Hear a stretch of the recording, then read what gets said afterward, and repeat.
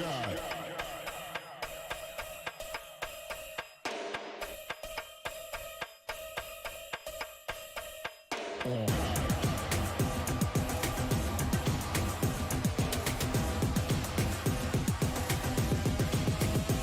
me what you got. Back down, up, back down, back up. Back down, up, back down, back up. Back down, up, back down, back up. Back down, up, back down, back up. Back down, up, back down, back up. Back down, up, back down, back up. Back down, up, back down, back up. Back down, up, back down, back up. Back down, up, back down, back up. Back down, up, back down, back up. Back down, up, back down, back up. Back down, up, back down, back up. Back down, up, back down, back up.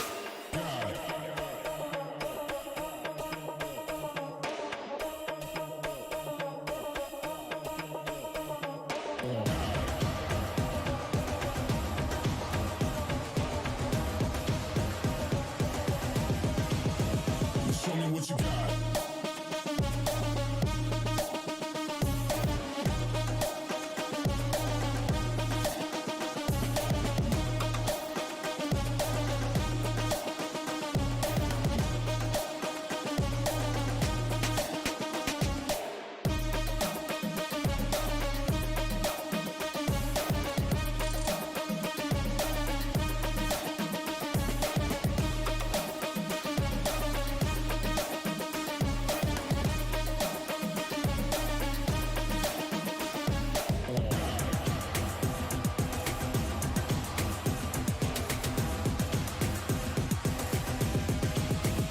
Show me what you got. Down, up, back, back, up, God. Down, up, back, back, God. Down, up, back, back, up, God. Down, up, back, back, God. Down, up, back, back, up, God. Down, up, back, back, God. Down, up, back, back, up, God. Ain't no reason to back down, so step it up. God, down, up, back, back, up, God. Down, up, back, back, God. Down, up, back, back, up, God. Down, up, back, back, God. Down, up, back, back, up, God. Down, up, back, back, God. Down, up, back, back, up, God.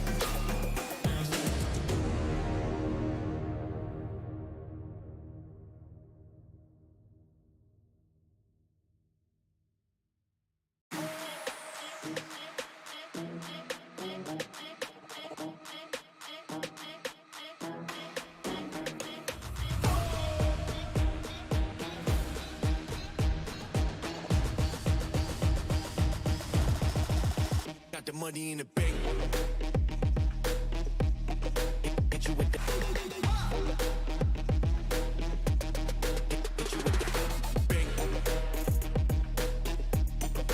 Hit you with the. Hit you with the 808. Hit you with the. Hit you with the 808. Bang to the break. Bang to the break. Bang to the break. Bang, bang, bang, bang, bang. I'm a boss, and you know that I'm finna shine. Got the money in the bank.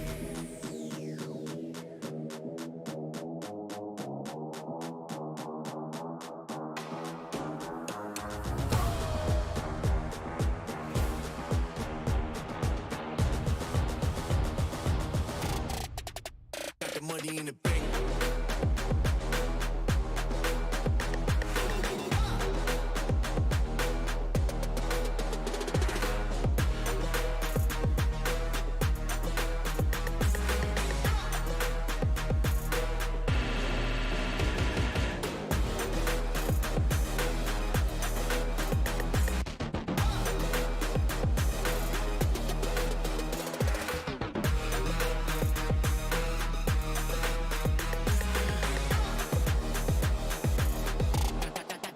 Got the money in the bank. Bank, bank, bank, bank, bank, bank, bank, bank, bank, bank, bank.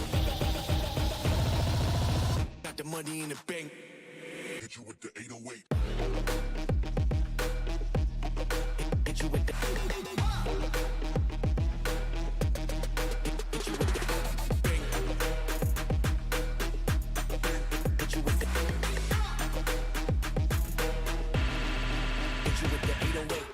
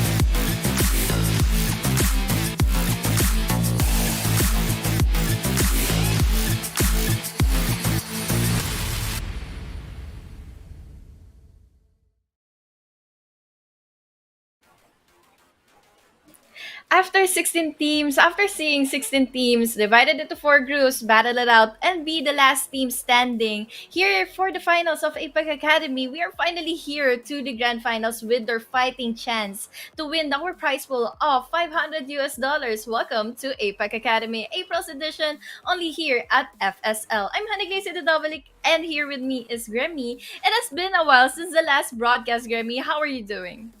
I'm doing great, Honeyglazee. Thank you for that. Um, I'm really excited to be seeing like these two teams battle it out today. During the semifinal.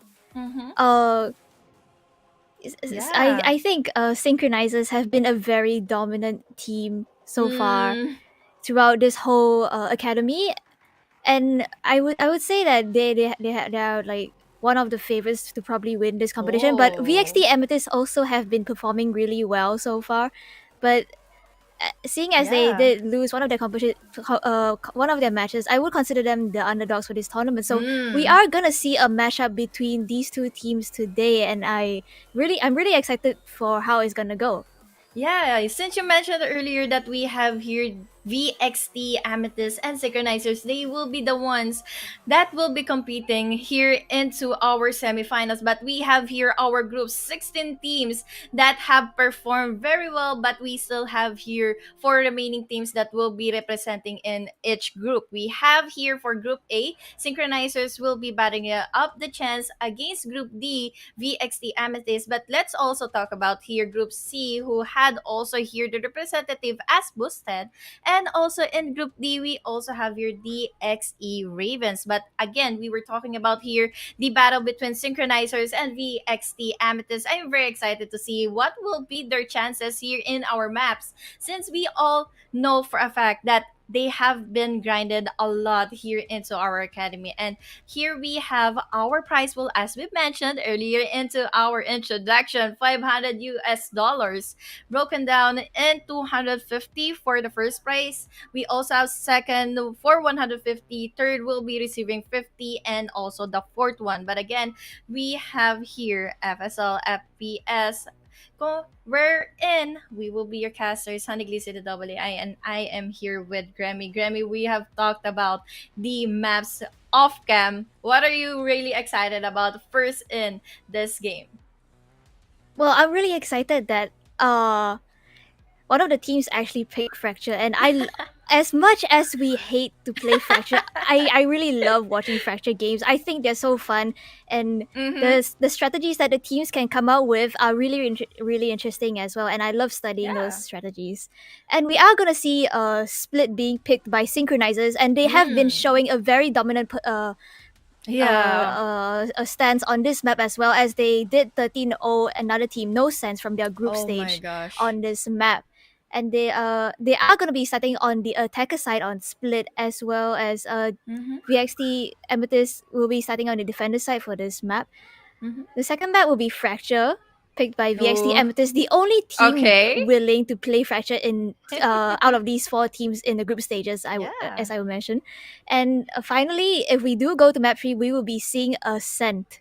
And Mm. with VXT Amethyst, they will be starting on defense for all three maps Mm-hmm. for this series.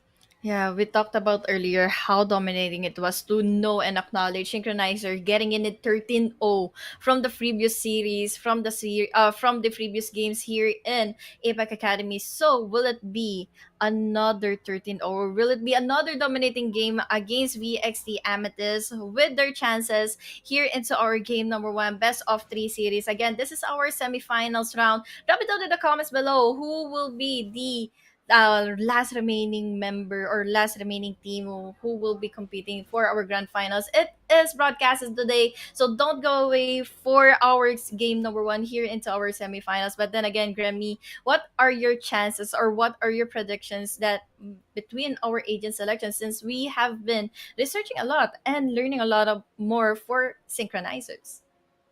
Well, for Synchronizers, they do have a select agent pick for the map of Split already. I believe they do run from the past, they did run a double duelist and double sentinel Mm. composition with the Raze and the Reyna.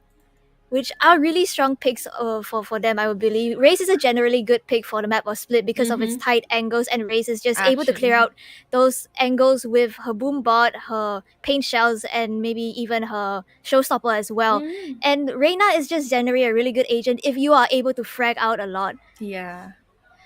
There's a lot of chances we have here the fast entries of the race and even have here the follow-up there. That is the main importance of being a double duelist setup in your lineup, especially the fact that we have the opportunity of them getting inside the side, dominating each angle in each corner. And as you mentioned earlier, we had here a race who has a lot of utilities that can clear out corners and especially get inside the site immediately without any hassle. But further ado, we might be getting into our game number one, map number one, which is again a map of Split.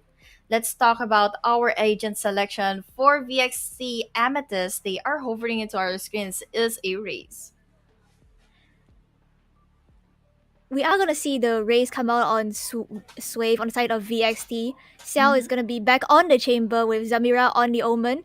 Nabi back on the KO, Choose your agent. most likely, and Krumi actually on the Sage, which are all generally really good picks for this map. And on the side of Synchronizers, we are gonna see the double duelist composition come out once again from Minion and Okay. Mattdadum running the Rays and the Reina, and the double Sentinel composition as we mentioned earlier as Mhm. well. Oh, both of them going for a Sage might possibly be a reason why some of our attacking teams will be delayed from entering the site, especially the fact that we have here the walls not that easily to penetrate through after getting in their utility set up. Let's see now here the last, or rather our main five playing into our game number one. This is again the map of Split. We saw here also as well is our double race set up. Race 4 Amethyst. We also have one here from Synchronizers. Let's see who will flight eventually well more after seeing here the ritual of Synchronizers into our game number one. The summoning spell for the dub they're gonna get on this map, the 13-0. Are we gonna see another 13-0 today Oh here? my gosh. I, you know I'm kinda hoping that it won't be 30-0, but there are a lot of chances that that is exciting to see a 13-0. But let's see now here how will this pan out for the side of Synchronizers, since we were seeing them already stacking up here in A, but will be welcomed by that 0 point of KO. Will not be getting in the chance to penetrate it immediately, but they will be immediately going into the side. There goes the slows, there goes the fragment. Unfortunately for Navi, we have the pick off as well. There's the trade 4v4 immediately into our game. They will be in the they will be having in the chance to plant in the spike, but unfortunately enough for Spike VXT, they have every corner now being taken by the side of Synchronizers. We have 627 getting in the vision. Madame getting in that kill. Unfortunately enough, there's no trade-off. 3v4 immediately. One member cornered out. Oh, there goes down another member. Sambita getting in too. Just Savage was able to get in another member. 2v1. We have a very low HP, Madame, and 627, but unfortunately enough, there's no time, and there was a lot of numbers already in favor of Synchronizers, getting the first hand and the first round in this half. I would say that was a really good pistol round for both teams. Mm. Navi was able to spot out like most of the members of Synchronizers with that 0 point, the first 0 point that she threw right there, and that slowed the push along with the the chamber's trademark from Yeah. Xiao. But unfortunately, they were unable to convert those the slowing of the push, as Synchronizers did manage to push onto the side. And as we see, they are pushing through mid once again. Yeah. With this mid push, what is it going to be for Samira? We have the double setup all the way from B tower. Nice decision made to eliminate in the trap or the teleporter of Xiao, and now Xiao will be down. 4v5 in the very moment that they will be having the chance to plant in the spike. Unfortunately enough for Suabe, just Savage is just waiting all the way from up top. We have her Nabi gets in the trade. This is good. especially the fact that they are eliminating in the eco advantage of few members here and will be getting in the upgrade for that bulldog. Fortunately, they don't have any vision yet. They will be pushed back to go inside the side. Carminion getting in, get killed. There goes the trade off. Samira getting in overjoy. And there goes the shot shell to eliminate in Samira's chances to get down from B tower. No vision given to get in Madam. So there goes our 2-0 quickly for Synchronizer up against Amethyst. We are gonna see the buy round come out from the side of VXT Amethyst this round as they go for the Vandals, but unfortunately Cell is unable to buy a rifle this round. I believe she'll be opting to play with the Headhunter instead, and we are gonna see the bonus round for the side of Synchronizers this round. VXT Amethyst were able to get rid of 2 of their guns from the last round, so we do see Jules Savage and Overjoy on the Ghost for this round, as they do know this is a bonus round. And you don't want to spend too much on this bonus round here. Exactly. Nice analysis here, Gremmy, especially the fact that there were 2 members taken down. Speaking of 2, make it 1. We have Nabi getting in overjoy. No smokers, but they were able to place on the smokes before that Brimstone was taken down by a member from VXT.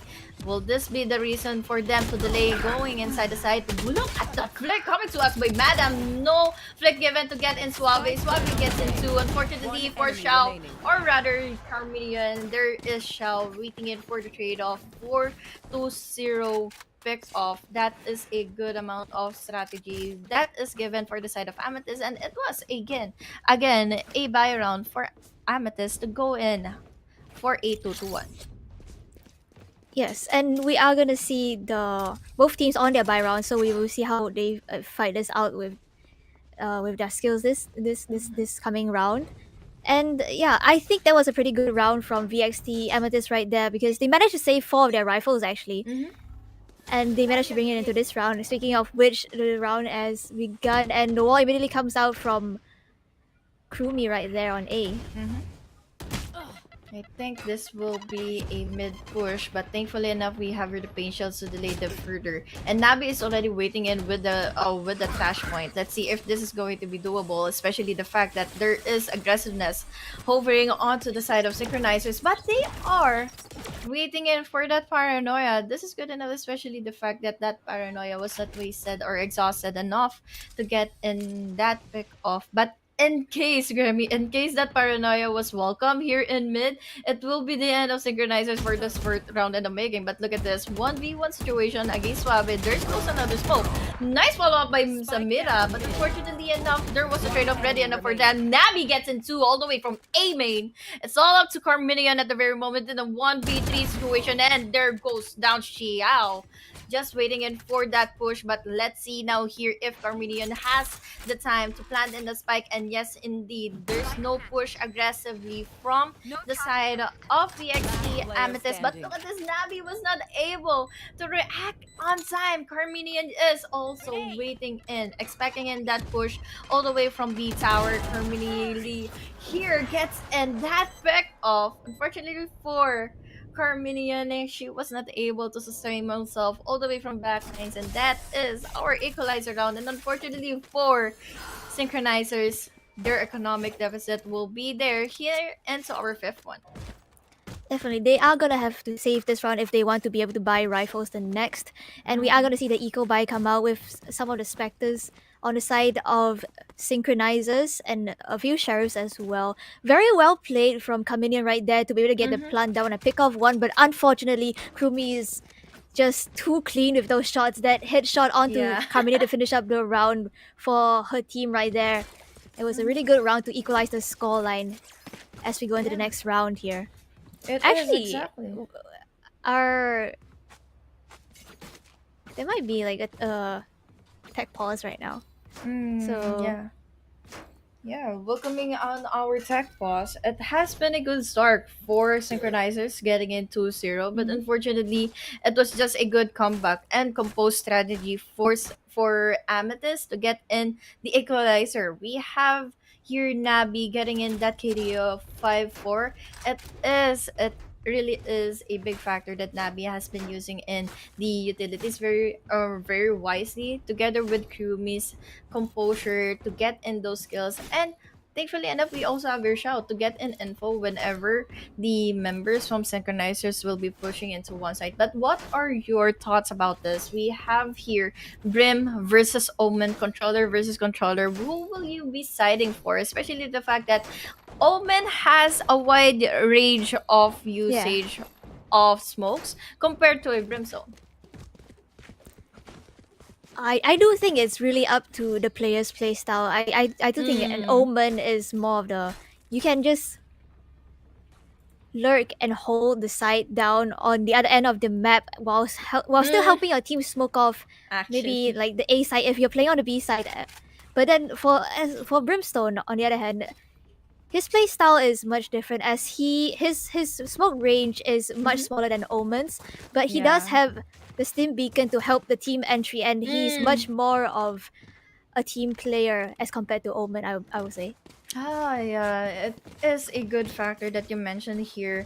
The utilities and also the playstyle of every player using in those controllers. Since, as you mentioned, we have a wide range of utilities for that Omen. Especially the fact that he can smoke in one side of the map, even though that he is on the other side.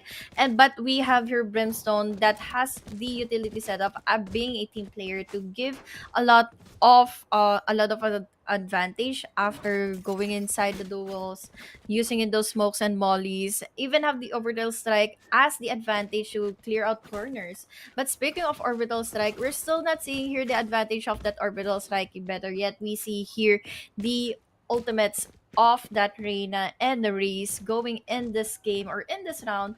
Comparing into the side of Amethyst, we have her KO's null.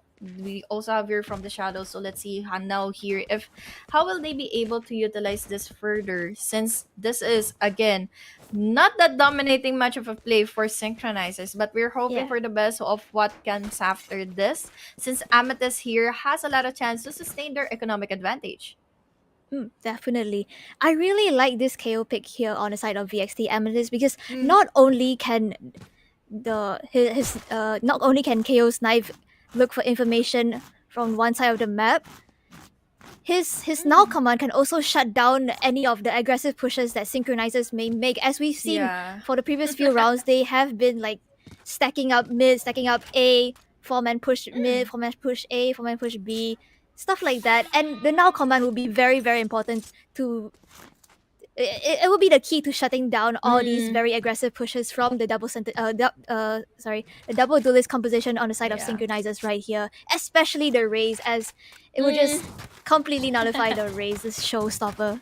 Yeah, I'm very excited Whoa. to see if that ever happens. I think this is the second part of their ritual. They weren't able to use and do this earlier from the first one. So let's see now if this is going to be on their side, going on their favor. As you mentioned earlier, KO has a lot of objective to eliminate in the chances here of synchronizers to get inside the site immediately after summing up from how many times we've seen them in the past 4 rounds.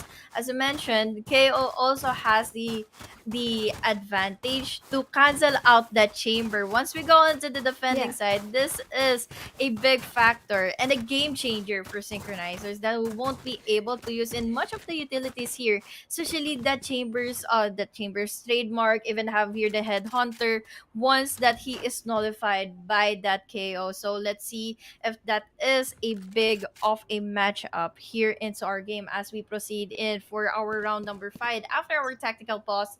Seeing here synchronizers, they are pushed back since they know for a fact that they are expecting in the knife of that KO. So once they hear and once they have the go signal that KO is on mid, they will be trying to push in here in A. So let's see if they will be successful though.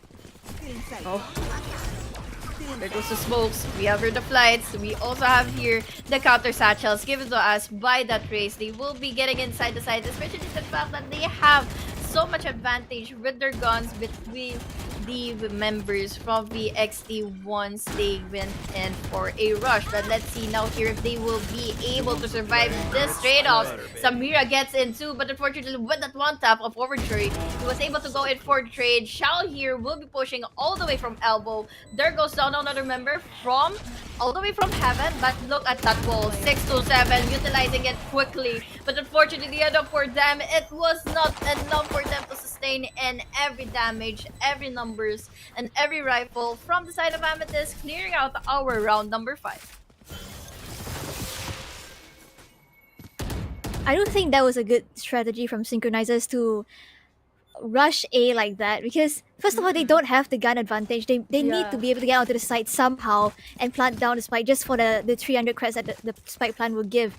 And not only that, the A site is quite narrow with its the elbow corner and behind maps and all that, and that's just playing right into the hands of Synchronizers there with the Yeah. specters that they had on their team. But unfortunately, they were unable to convert that round in their favor, and it's gonna be a 3-2 scoreline as we begin the next round. Yeah, you mentioned earlier how it was unfavorable for synchronizers to just rush in A, but I gotta say that Amethyst here just went on for the retake, especially that with the advantage of the run and gun of the Spectre, it will be unfortunate for every member waiting inside the site that will be rampage toward. And but look at that showstopper, Suabe.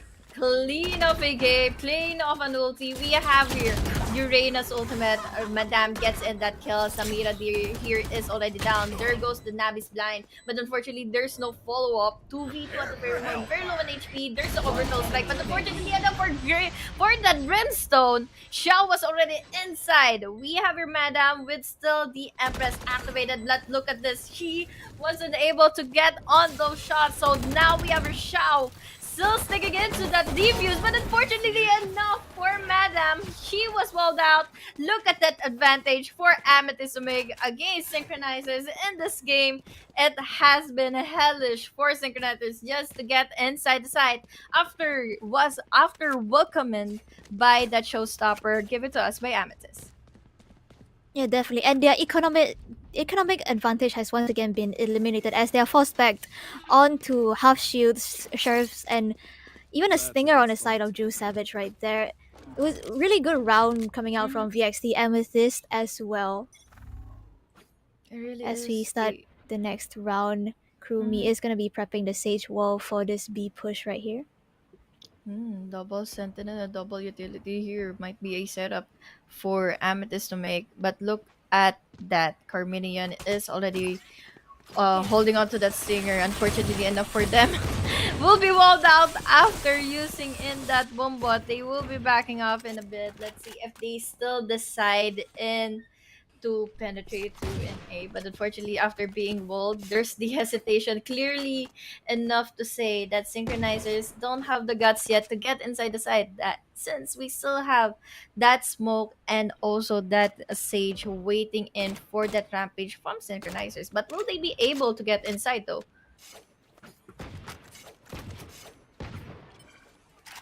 Right now, it does seem like there is still chamber utility, the trademark right there, waiting for them in the B main area. So I don't think they want to look for this B push right now, as we do see they seem to be rotating off towards mid.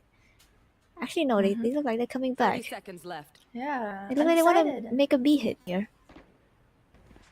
Well, since with the buy time, they have given in a lot of overthinking here for VXT. Look at that push coming to us by Carminian, forcing in the showstopper. Unfortunately, for that Overjoy, there will be the chance of Samira to get into once again. There's grenades.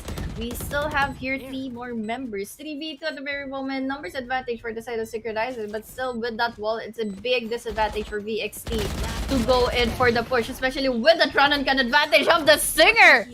4-3. All in favor of Synchronizers, just run and gunning. Members from Amethyst who was not able to equalize their advantage within the utilities and even have their rifles. Amethyst here almost just still 1 game or 1 round lead against Synchronizers. And Synchronizers do have the economic advantage this round. It was a very well played round from Synchronizers right there. They were aware of the chamber trademark waiting for them in B main, immediately taking out, forcing the team, VXT Amethyst, into the close corners fight that they wanted with the Stingers right there. Yeah. Hmm. It's like synchronizers here abuse in the ability of them aggressively pushing, especially the fact that they only have your stingers and they have the advantage when it comes to run and gun against Amethyst, who was not able to compose themselves. Look at those boombots. What is this Boombot battle? It's like a Pokemon battle happening here in A-Main. So still no pushes, and they haven't converted any utility yet for an objective to get inside the site. But look at Overjoy. Still trying to go in B tower. Let's see if this is going to be doable. Oh no, the timing of Shao not picking true Carminian. Carminian survives. That's why Madame was able to get into immediately getting into side. They will be having the numbers advantage, but look at this. Samina still gets in that kill, just using it a ghost. But unfortunately, enough for him or her, we have your Overjoy already coming from mid, and that is our equalizer round all the way in favor of Synchronizers after giving a lot of punishment to Amethyst. It was a really well timed lurk up from Overjoy right there. We did talk about how the Brimstone is supposed to be more of a team player, but since the map of Split is quite small, the Brimstone still can reach like certain areas of the map. Even if he's lurking up, maybe let's say if you wanna look at an A hit, Brimstone can still lurk up mid and still smoke for his team on A, which is really well played by Overjoy right there. Able to find 2 frags towards the end of the round. Yeah, it really is a good amount of advantage and decision making. We have her the wall though.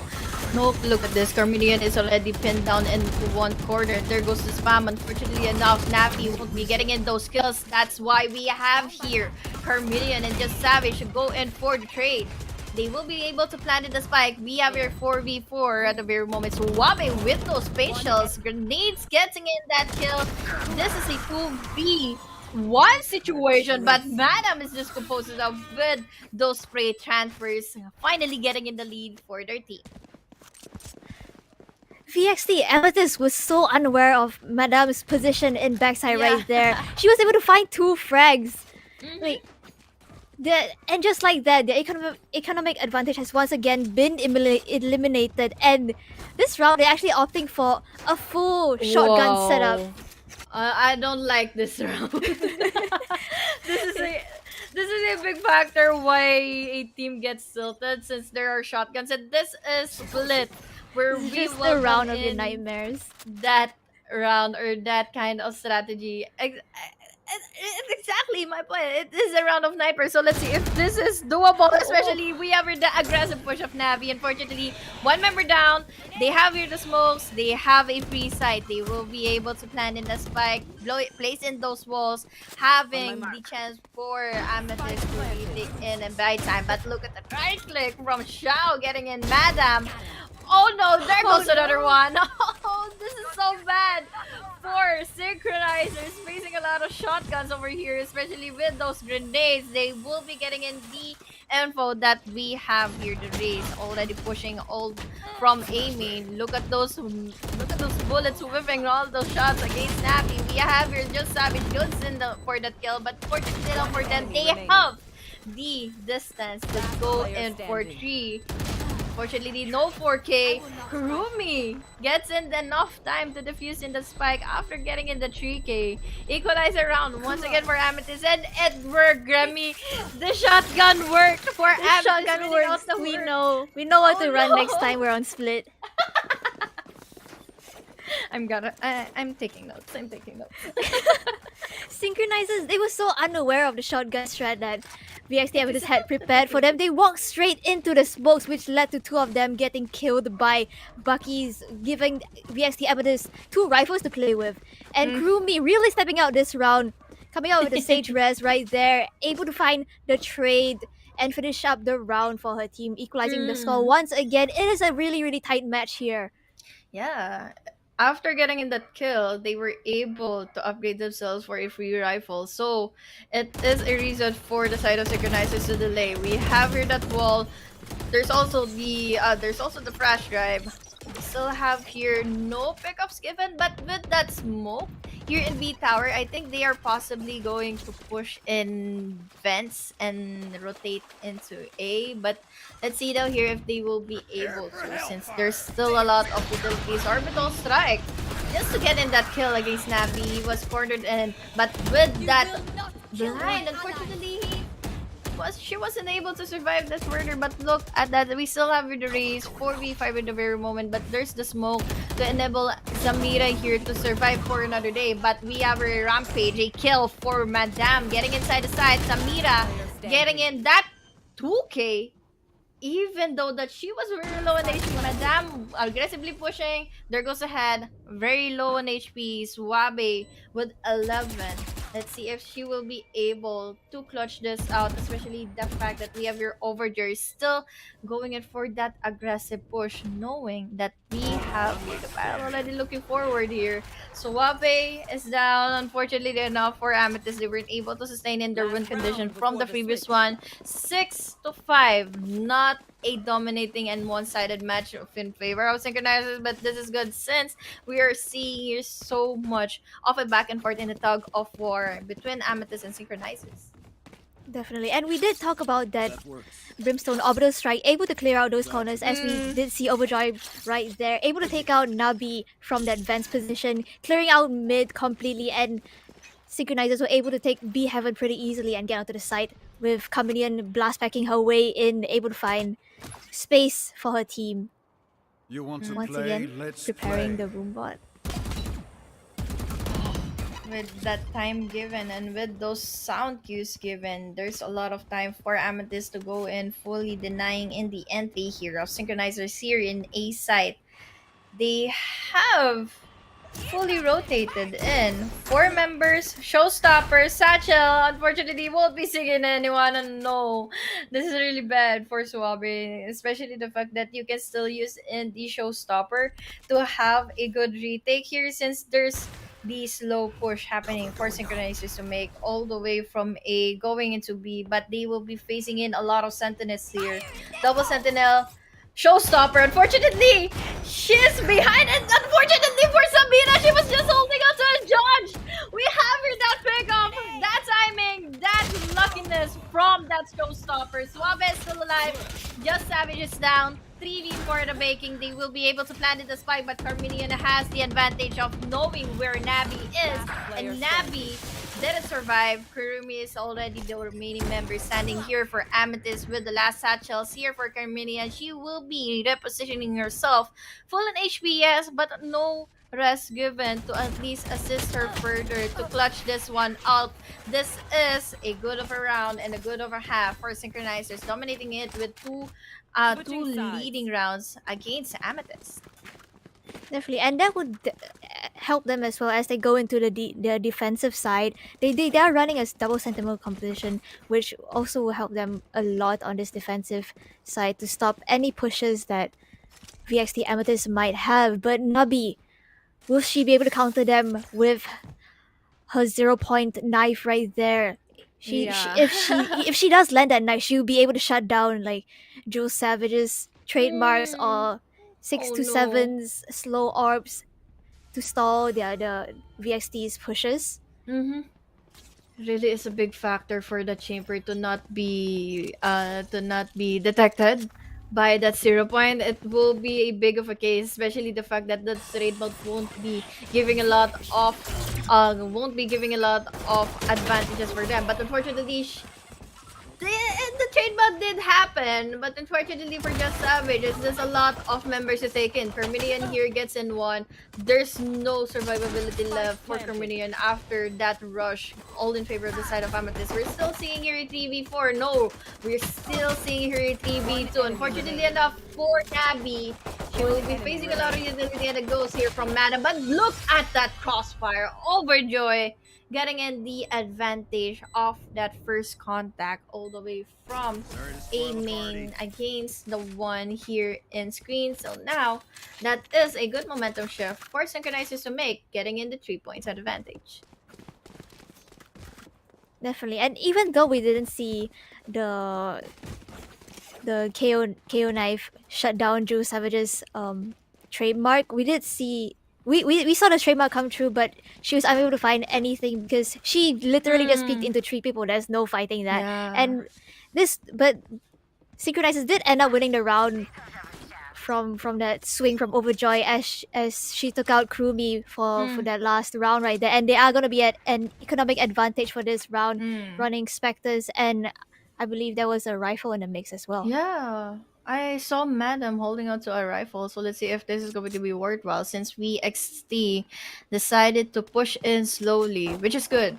Enough to wait in for that wall to be penetrated to or to be taken down, but the timing. So, yeah, I think this might be a B push if ever they succeed on completely dominating in mid, since mid is a big factor here, especially in the map of split, since with that they can have the chance to go and kill the ones unknown, that they don't have the advantage here to get in those pickups against Amethyst. But let's still see, since after penetrating in mid wall, they haven't decided yet on where and whichever side they will be going in. Yeah, it's a pretty slow round for VXT Amethyst this round. But they are selling the fake pretty well. We do see two people rotating over on the side of Synchronizers to the B side. But what's this? They've actually read Synchronizers. No, VXT's Amethyst strategy of. No, they're rotating back, huh? I'm They ever so find the first confused. pick first? I'm as confused as you are. What's going on? But it does seem like VXT Amethyst are able to gonna get spiked down for the 300 credits right there. Oh no! Everybody is just dying from the right clicks given by that classic. We're remaining down to a 3v3. Good enough for Carminian. He still has a lot of space given here in A main or in up in heaven. So they need to survive in every right click given. Carminian here with those run and gun, but unfortunately with that advantage or with that free upgrade of that Spectre, was able to penetrate into one member, but unfortunately for Synchronizers, it was 3 members down taken. So it was, I may say, a good eco for Amethyst, since they were able to plant the spike and they were able to eliminate in 3 members economic advantage from Synchronizers, and they might have here the edge going into the third round in the making for this half. Definitely, and we are gonna see the Marshal come out on Mattdadum. This is gonna be a little bit harder for her to break into side if they do choose to play retake this round. And VST Amethyst are gonna have full rifles. Were able to eliminate three guns from the previous round on the side of Synchronizers. Look at that push though. They're still delayed by the given factor of the smokes of Brimstone. I think comparing to the smoke of Omen, it's more Omen smoke is more hollow, but we have smokes of Brim much more blurry when it comes to vision. And yeah, comparing to smokes, yeah, we're talking about smokes instead of the pushes that may happen here for Amethyst to make, especially the fact that Amethyst still undecided of whatever push that they are going to commit on, since yeah, they have eliminated the economic advantage of 3 members from the side of Synchronizers, but let's worry about the run and gun that might happen in favor of Synchronizers once they do. After getting in that info, it all relies the fact what will be the other decision and option here for Amethyst to make, especially that we've seen here they have heard here so much utilities being called out by Nabi. Speaking of Nabi, he's already down. Krumi here will be getting in that kill. Overjoy is already taken down. Fragment and Carminian was able to eliminate in that initiator out of the map. But look at this, still holding onto the sheriff. Let's see if they will be able to sustain this one, especially that they don't have any info of whatever corner VXT is holding. 1 member behind that box, There goes Carminian with the double pick with Just Savage. Unfortunately enough, we're already down to a Last player 2v2. standing. Sin 627 is already inside the side, but the showstopper is welcome to her. That spike is just in favor really of VXT, but unfortunately enough for that race, she won't be surviving any further, but thankfully enough for 627, she will be using in a lot of advantage on her team to eliminate in the chances of that equal advantage of Amethyst in this round. We're finally into a 6-9. Nice one, Sora. You fought well. Nice. It was a really well played round for Synchronizers right there. Even though they were at an economic disadvantage, they managed to pull it back. And actually, even though they didn't win the round, they won the economic advantage play right there because they were able to eliminate all of the rifles on the side of VXT Amethyst. And you see, VXT Amethyst are falling back on half buys this round with 3 rifles but only half shields and 2 specters on the side of VXT Amethyst as they stack up in this B main area right here. Yeah, stuck after the chance of crashing into the site. Let's see if they will be having their chance. Especially that we have here the smokes already placed in.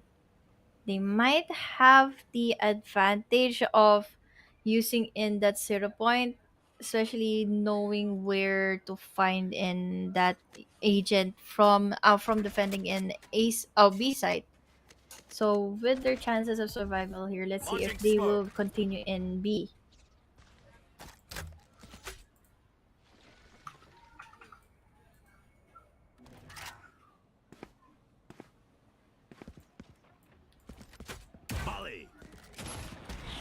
It does seem that VXT Amethyst seem to want to rotate or try for a mid B push this round, no? But unfortunately for them, there are 2 people stacked up in heaven. They will have to clear this place out as the slow up does come out on the side of Synchronizers by 627. Cell slowly pushing up. B This is heaven a right good here. strategy, Gremmy. Especially that they can eliminate in the retakes here from the side of Synchronizer. They will be going in for the chance of planting in the spike here in B. Orbital strike though was there, but unfortunately for that their orbital strike, it will be placed onto the full setup. Look at this. We have your Overjoy still alive and kicking, but look at Xiao! That's very a disadvantage of her.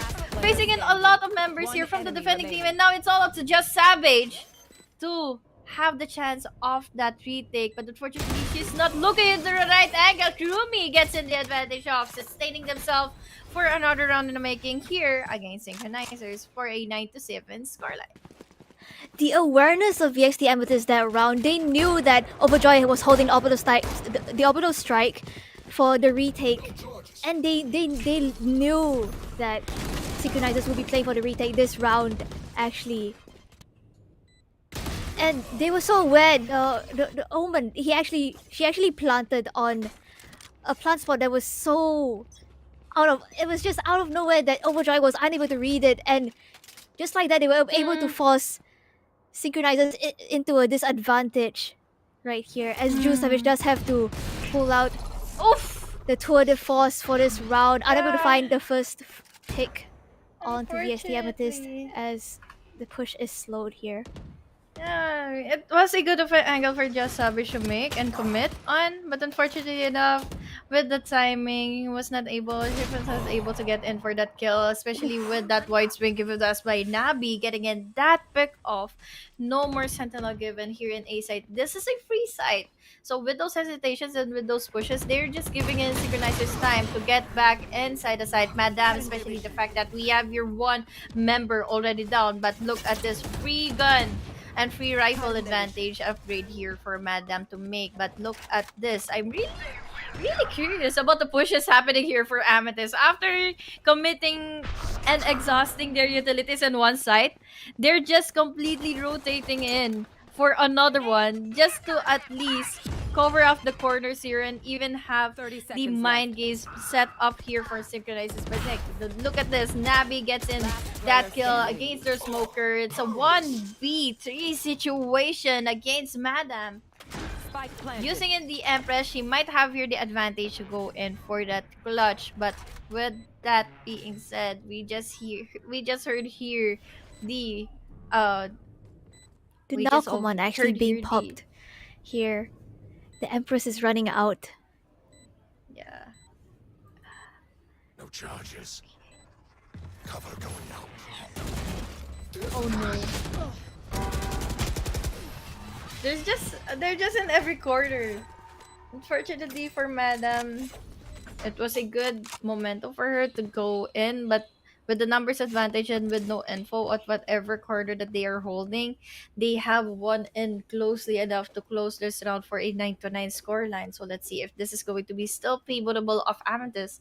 That we are facing here the group of synchronizers, the team of synchronizers already gathering themselves enough eco for the rifles.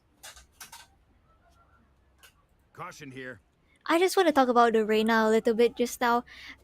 Madame was in that off angle position, able to take out Xiao and pick up the rifle and heal back up fully.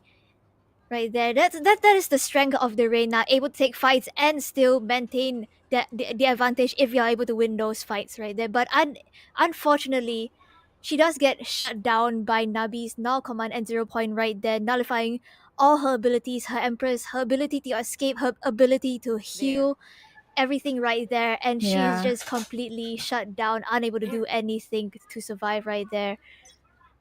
Yeah, it was wise as well for Amethyst to hold on to very unpredictable positionings after the postman. Two of Mm. them were already in B tower. So it was not That's a good good for start. Madam to look a lot to look around B tower, since we all know for a fact that defaults are waiting all the way from garage. There's also one possible spot here in backside. So with that being said, this might be the opening for Amethyst to completely control in synchronizers. But still, we have here the mid ball for synchronizers to make here against Amethyst onto our onto our 19th round, 18th round rather. So let's see if this is a good wall in the making, since 6 to 7 might be facing a lot of members here from the side of Amethyst. You know what I want to see? I really want to see the Avengers wall come out in like these kind of competition settings, but unfortunately they are just gonna break the stage wall, forcing the paranoia forces 6 to 7 off that angle, and it does seem like synchronizers will be playing for this retake here as they have all left the site. Yeah. Grenades are the only one delaying in the plant of the spike, but unfortunately enough for them, we have here the spiker already being killed. We have 6 to 7 missing out the shots against Carminia, and we look at this Wabe going in for 2. Madam here with the Bulldog has the advantage to go in for the wall bang here all the way from those boxes. There's the 0 point. Overjoy facing in that double pick. 3v2 at the very moment. Nice pick off. Given to us by Savage. They have very low in HP. Swabe here. Just cornering into this specific spot. But unfortunately enough for this member, she's looking all the way up top. We have your Shao missing out the shots again against just Savage. And look at this. They still have enough time to defuse in the spike. But unfortunately, it's just the pressure given to us by the 2 remaining members here from Synchronizers, just to make sure that they secure in their double-digit scoreline. It was a pretty good time. As much as it sounds weird, it was a good timeout from the side of synchronizers right there. They were able to stop the momentum of VXT Amethyst from getting too far, too far ahead, and they were able to close out that last round off of that timeout right there. And VXT Amethyst once again forced into an eco buy with 3 sheriffs and a ghost. Oh my gosh. It really is a big factor once you do have the momentum and do have the dominating rounds. With those ecos, it just gives a lot of opportunity for the other team to be aggressive and to have enough composure that they will be able to win out their duels. But we've seen earlier, Mattdadum was able to get in 3 heads with just one tap of the sheriff. But before that, look at this. Mattdadum is already liberated by the Sheriff of Swabe, but there were 2 members taken down by the defending team. immediately running towards A main. Navi here for the free upgrade, getting in that kill against Overjoy. Won't be surviving enough from the flights. Give it to us by Carminian. Sustaining themselves for our 11-point advantage against Amethyst. And with that rest, I think they will be sustaining in their eco since they will be facing a lot of rifles. On to the next one for Amethyst.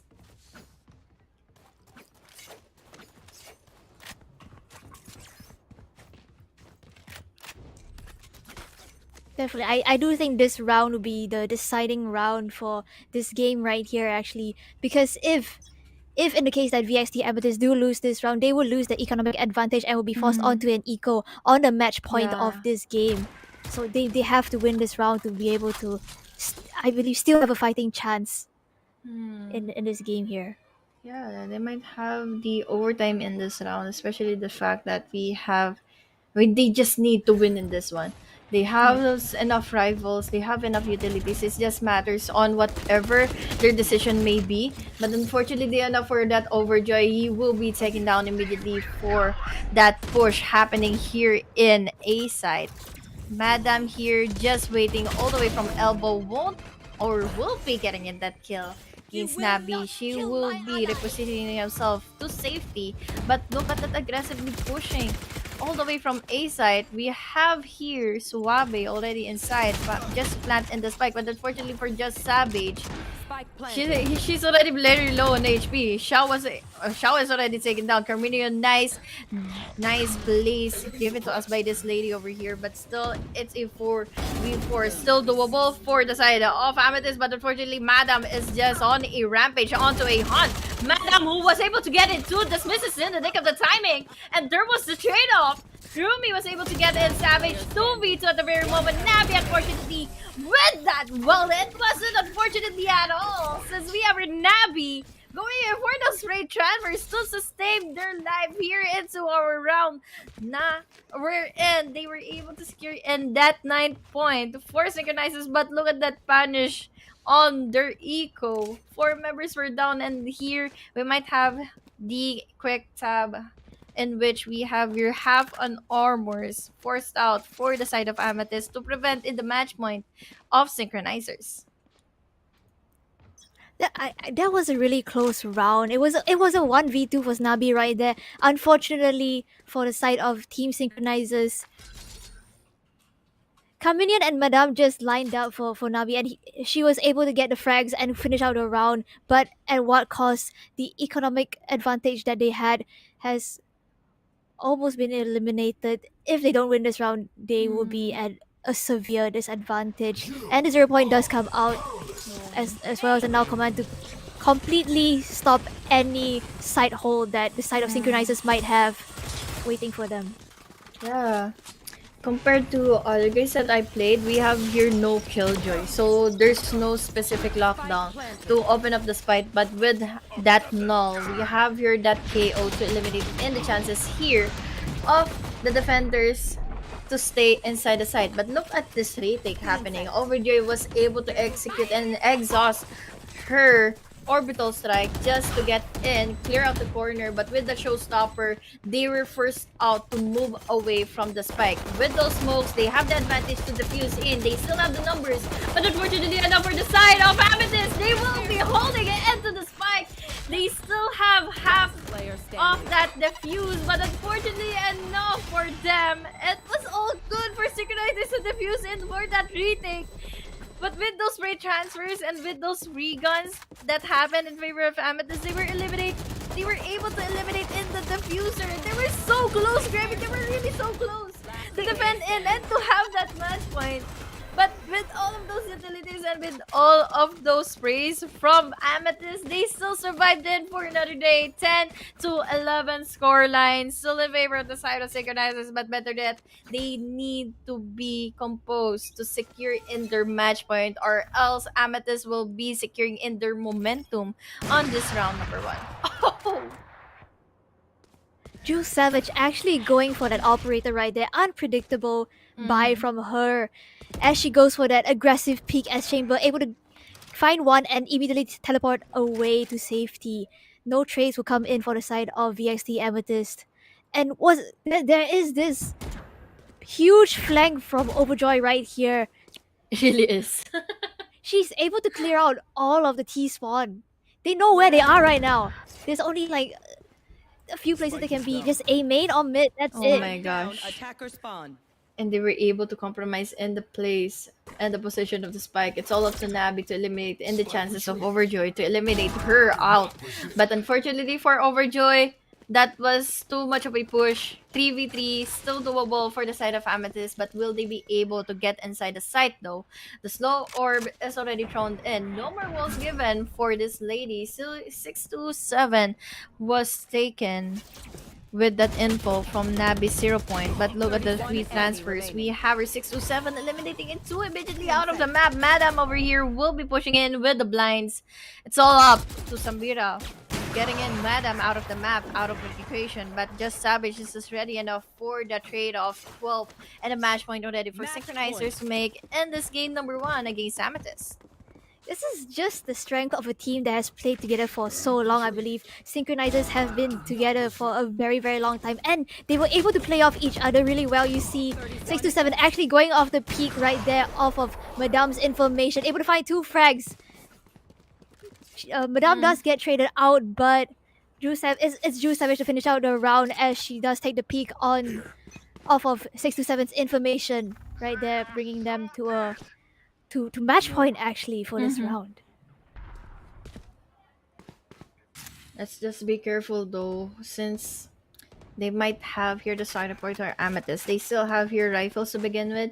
They can still win out their duels with their wise usage of utilities. And once they do have the timing to get inside and then get in that spike, but unfortunately enough for Overjoy was not able to get in one member all the way from garage with just the timing. She took some time to place in her crosshair, but her minion with the sound cue give it to us all the way from Rams. There is the showstopper eliminating it too.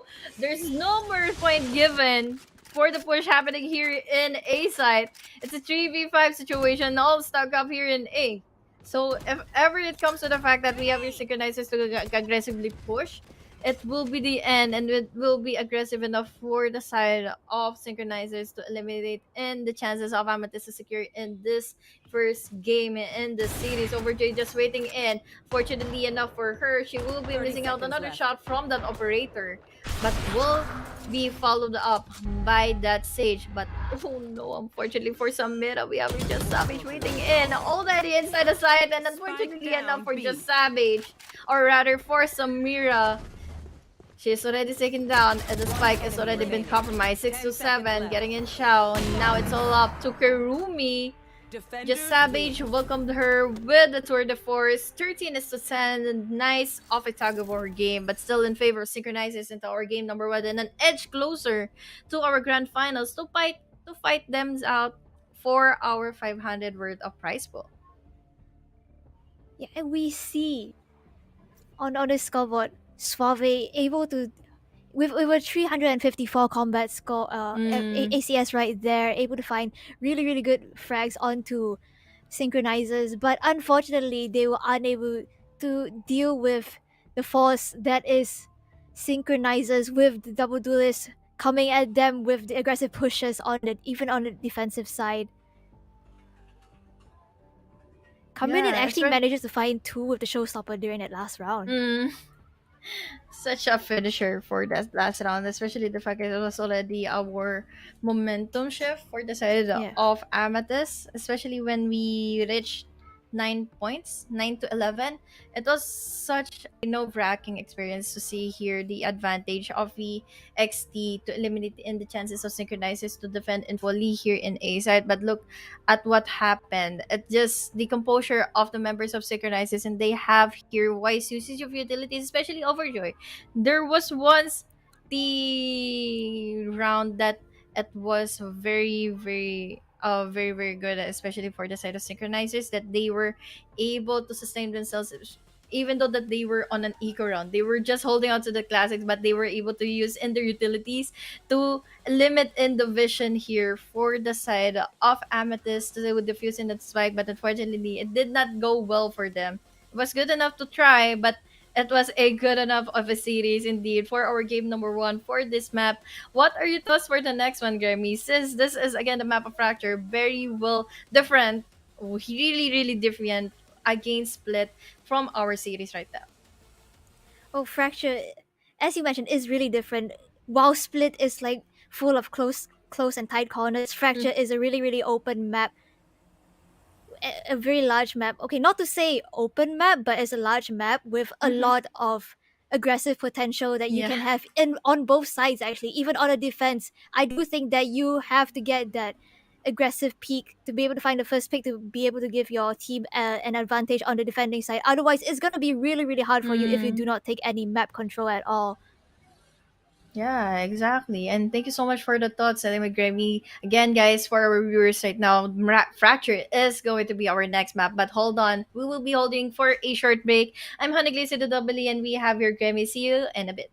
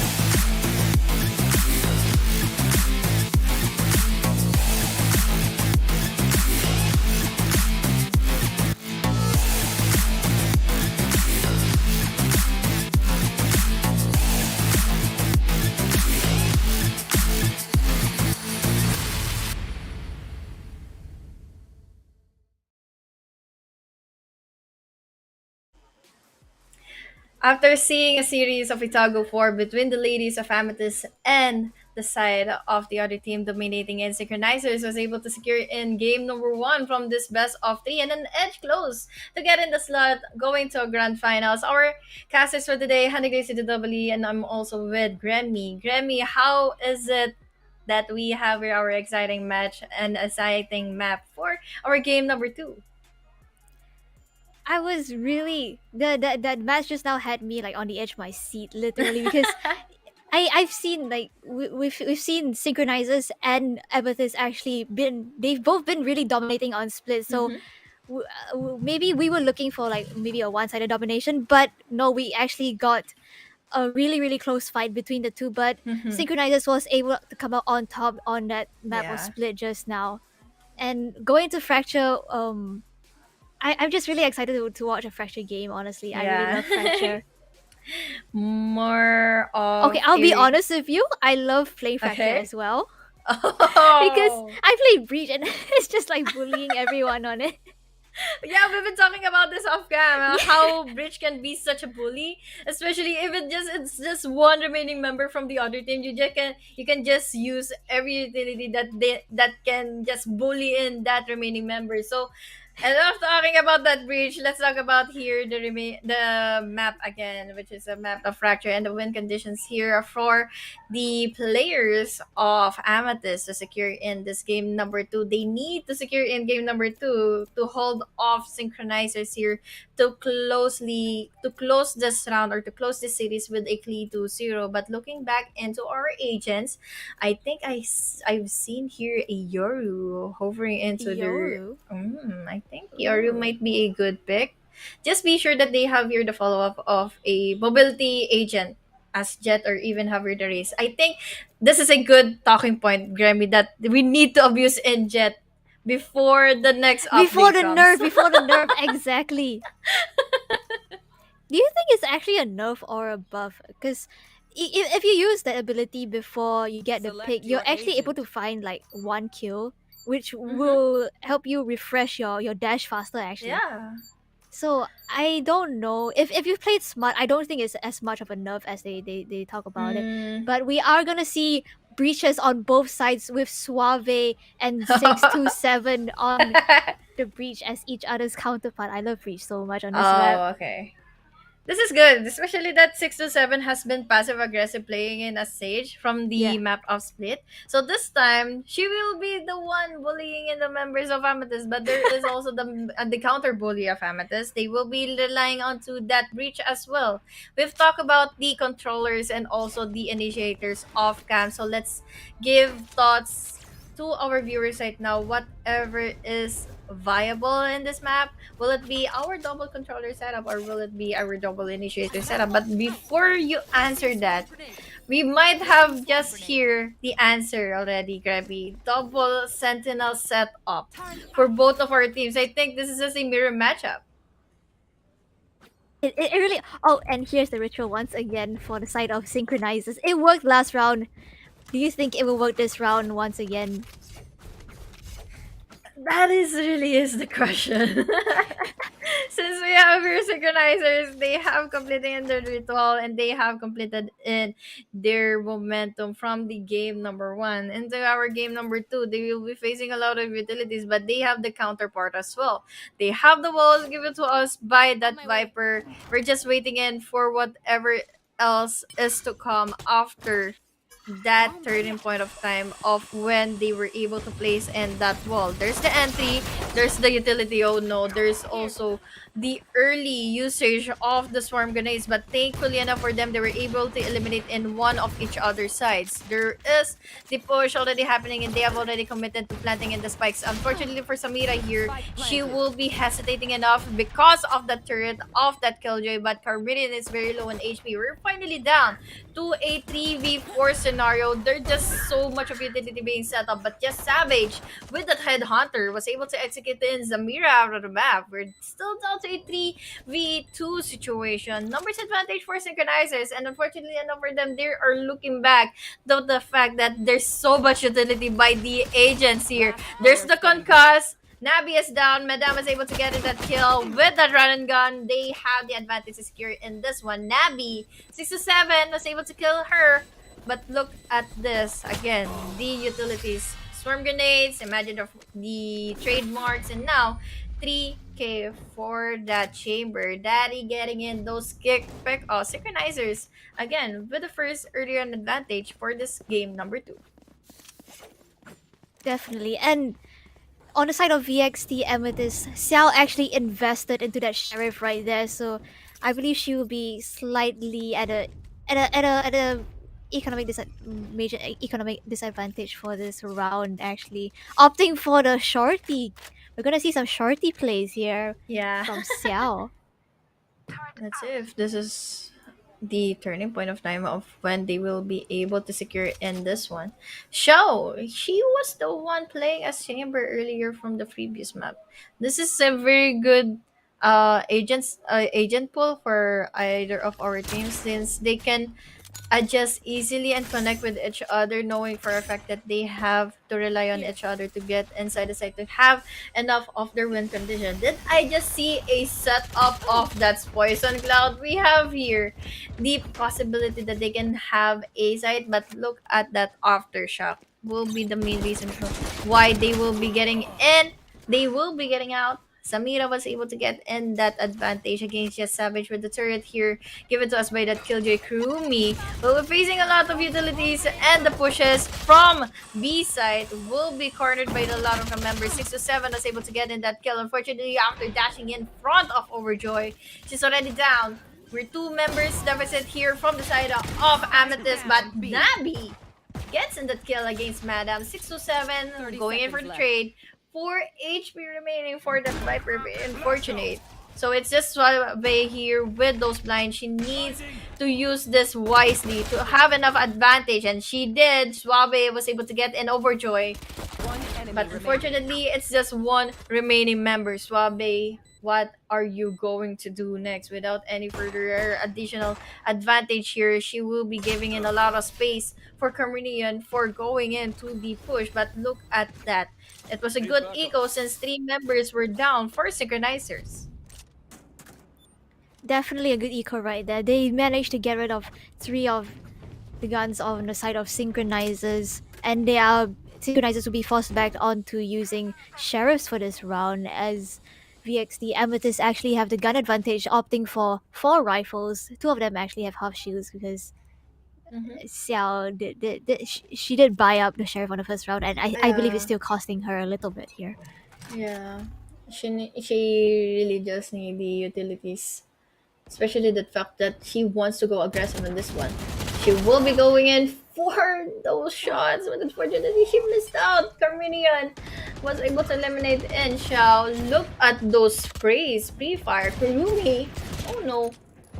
That is the turret given to us by Kurumi to get in that kill. Look at those blinds. It's just very unfortunate for 1 member defending inside the site to be left behind. But thankfully enough for them, they have here these swarm grenades to lay them any further. But with those flashpoints, with those flights, they have a lot of advantage to get inside the side. But it's already 2v2 situation still in favor of the side who are able to plant in the spike. But let's see now if how will they be able to adjust themselves further, especially the fact that they are cornered up in 1 angle. The position here for Carminian, 6 to 7 is left behind. She still has the ulti. Rolling Tower, Thunder against 2 members, and there we have it all. 3-0 immediately for Synchronizers to make against Amethyst. It was a good round, and I gotta say, since Amethyst here, they had the advantage of the rifles, but it was the strategies here from Synchronizers, and they did not even hesitate to use in that rich ult to gather themselves for 3-0. Definitely, and we did talk about the defensive aggression of camera, which which came out of Xiao there, but unfortunately she was unable to connect the shots and was immediately taken out, giving the side of Synchronizers a free rifle to work with. And as we go into the next round, Amethyst will be forced into an eco buy with Ghost and Sheriff on their side. We're just waiting in for that push since the wall is already placed down here in B side. And we've talked about this earlier. We have the lockdown. Samira though goes in for that skill. Just using it and that goes. 6 to 7 was forced out to go in for those sprays. But thankfully enough for Synchronizers, they still have the numbers advantage. 2v3. But they will be exhausting in that Viper's pit. With the smoke given to us here in arcade, Xiao just gave off her location of where she came from. So with that Viper Spit, it's just big enough to have the advantage to not let in that diffuser have in the spike. But there we have it with just the right click here of the Savage. 3k for this guy. 0-4 already for our game number 2. Clean of a game. We just talked about how Synchronizers hasn't been playing here in Fracture, but they are playing well in the semifinals. Definitely. And we talked about how Fracture was supposedly an attacker side of map, and I believe Synchronizers with their aggressive playstyle, they are able to capitalize off that with 6 to 7 actually supporting Carminian's entries as she flies onto site to create space for her team. Oof, just one Spectre here for our defending team after losing a lot of echo rounds against VXT. They will be forcing themselves for this further buys since they need to stop here the momentum already having in favor of Synchronizer. And look at that, just Savage rather, getting it Suave out of the map. It's 2 players already in the favor, but now we have the flash, we have the run and gun, but unfortunately for Kurumi, it was not enough to survive. 3v3 still not inside the site, but this is a good advantage for the following team to go and no. for the rotate. Look at that advantage of Overkill to get in that kill against Navi. Navi had the advantage, but unfortunately with that composure, she will be securing themselves their number advantage still in this side. So they will be getting inside the site and able to plant the spike. Overjoy with just 2 HP left behind won't be able to use in that poison cloud any further. So now we're down to a 2v2.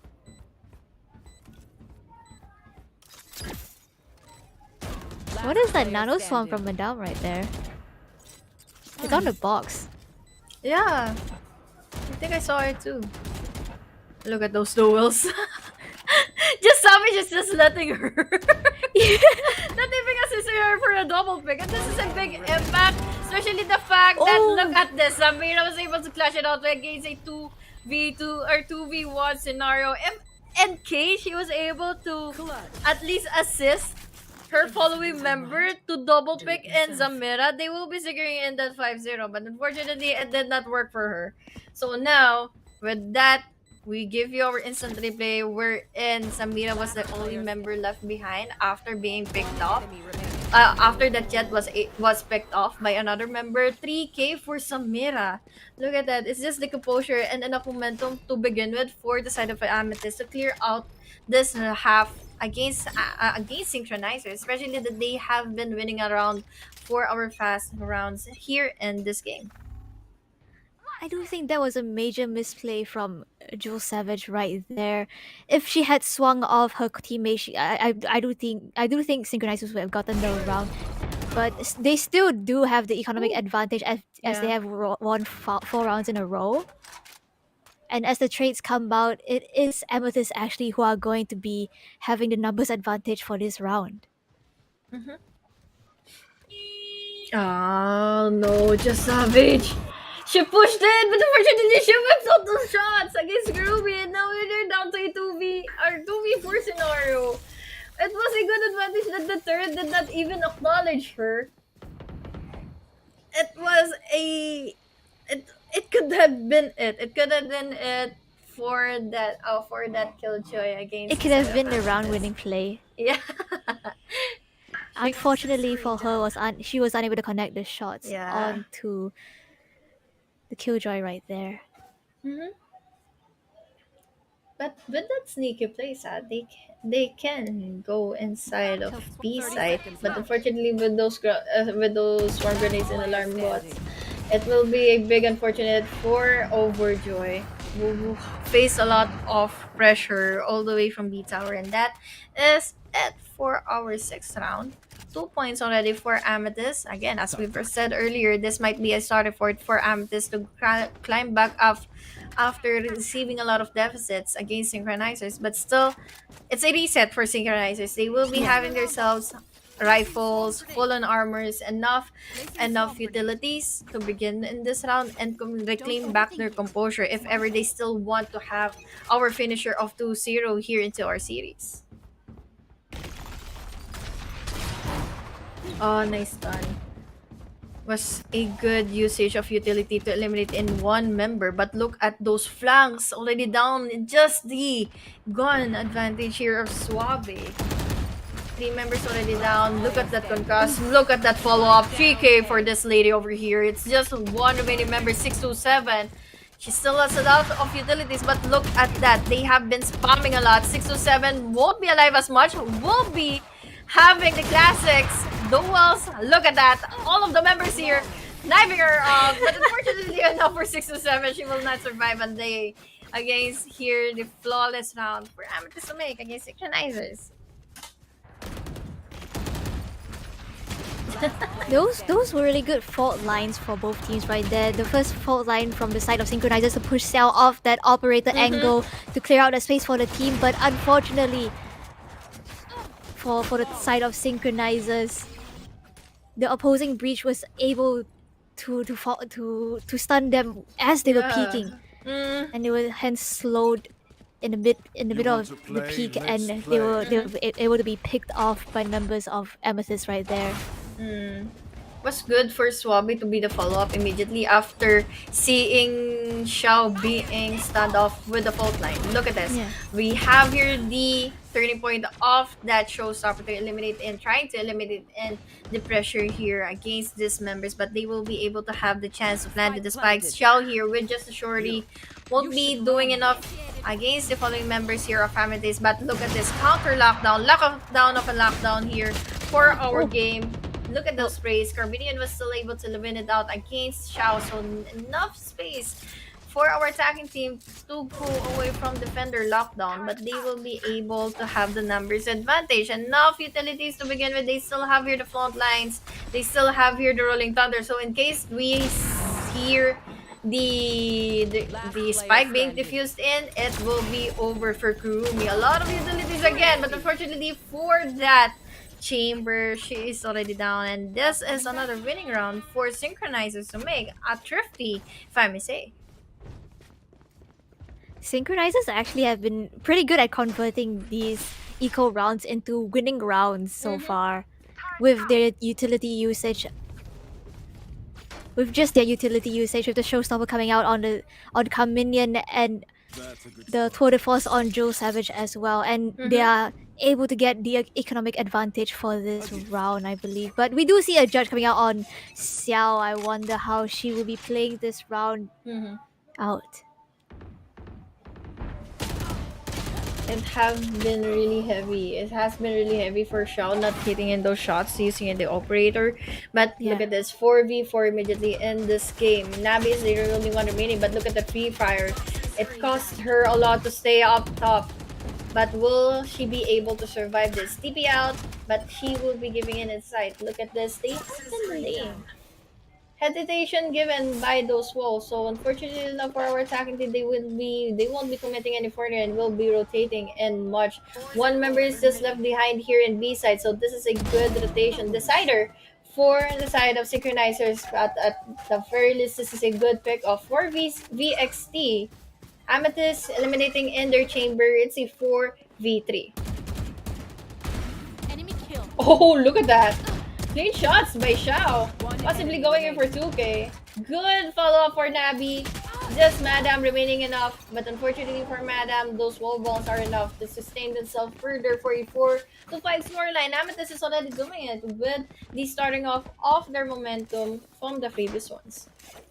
it was a good play by Joe Savage to draw the to basically like keep the members of Amethyst on the side of A as her team made the rotation over to B. But unfortunately, this is a map where the defender side has a really short path to rotate as compared to the attacker side. That's why you need to, as attackers, you need to be able to utilize all the paths of all the choke points and all the paths of the available attacking paths that you have on the side of the attackers to be able to pinch the defenders on site and isolate your fights well.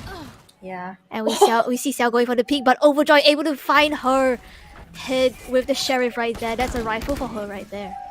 Oh no, Cormier! Look at this, the stinger. It's always the stinger. It's this usual trend, but that happened in the map of Split, on which they were able to win it out their duels. Just run and gunning here. Members from Amethyst, 4v5, 2 members down. They still have the opportunities, and they didn't cost much to get inside the side. But look at the running thunder.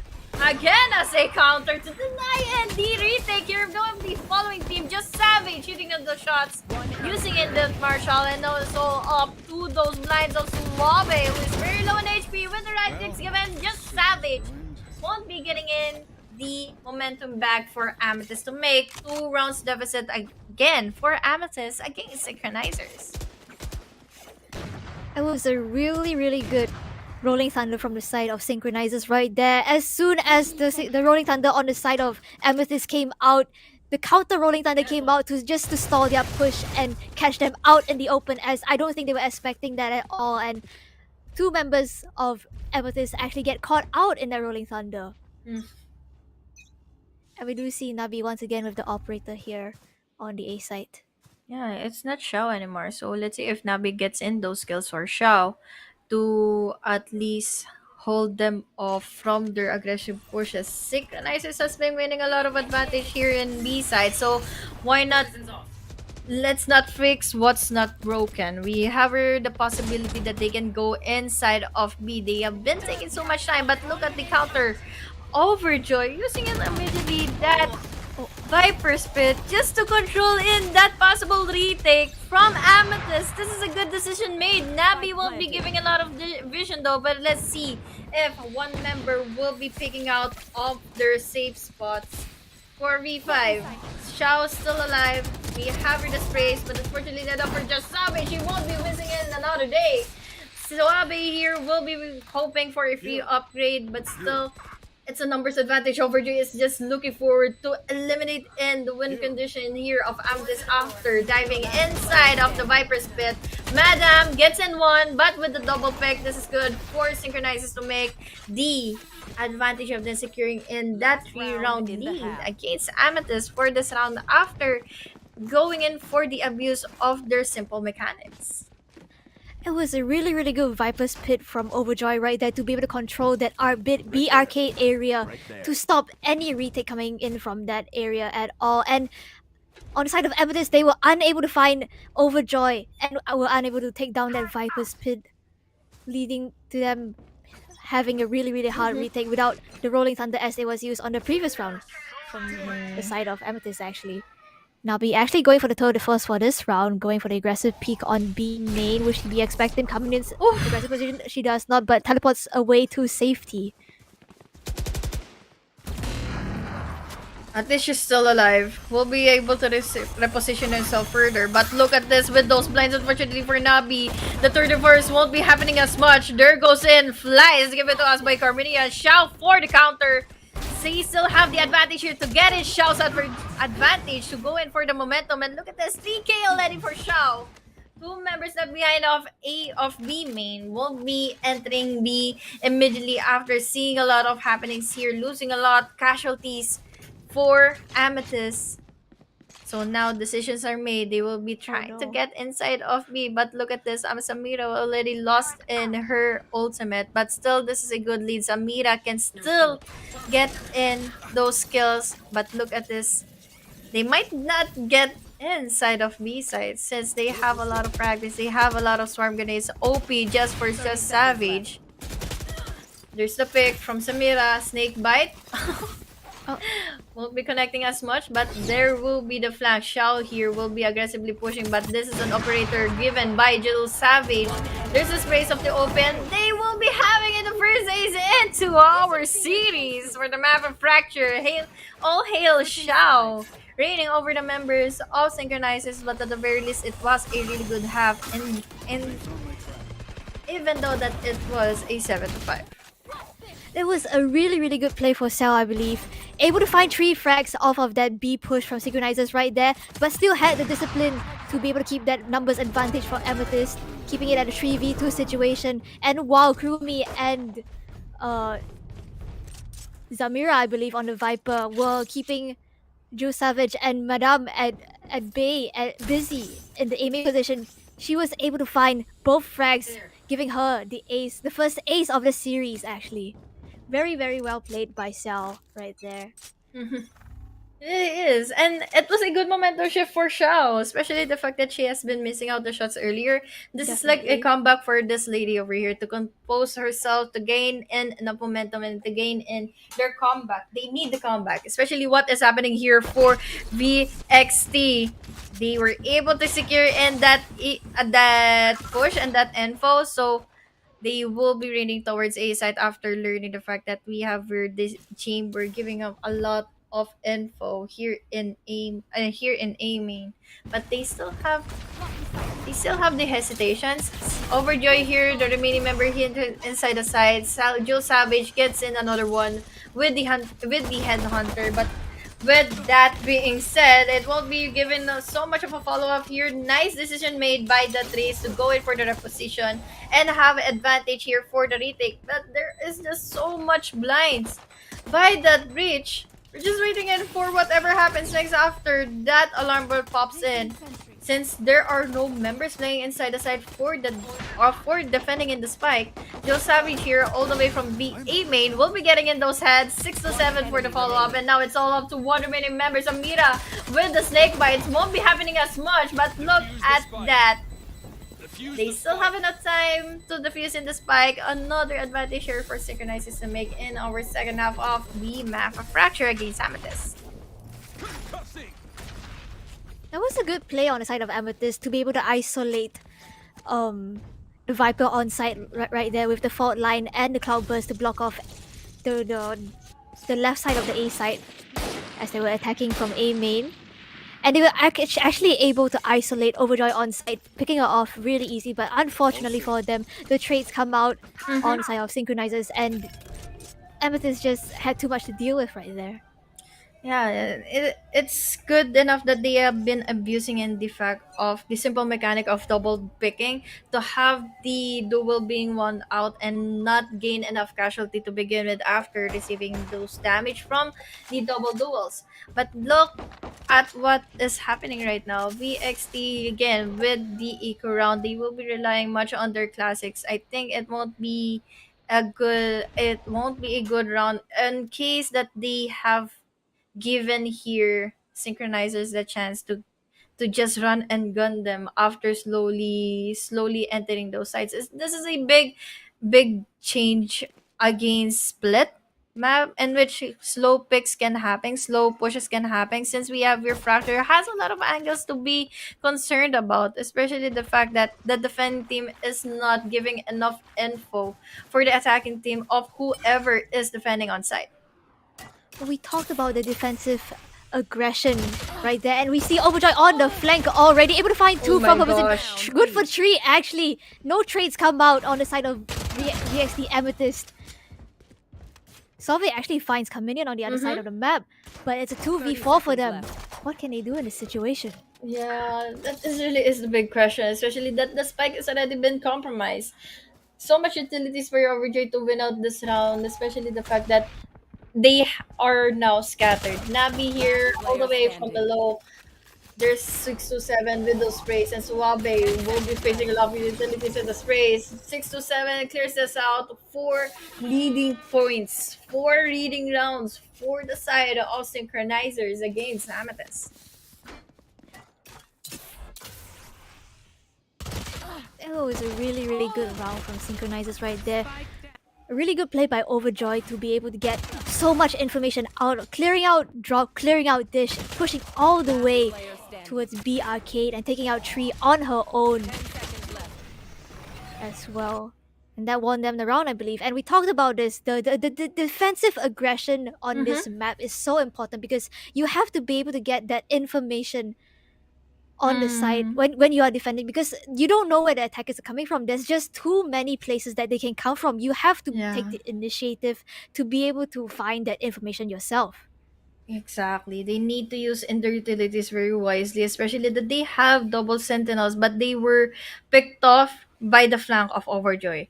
So with that being said, they need to be worried about every flanks that might happen here, since Fracture is like a maze. In case that you don't find anyone from the other side, there will be the possibilities that they are under, or they have been playing a lot from the other side of the map. So with that, they need to figure out what is the playstyle here of synchronizers and with the follow-ups, and who is the main vulnerable player defending in the site, and they can penetrate through multiple times once they find out that this player is still inside the site.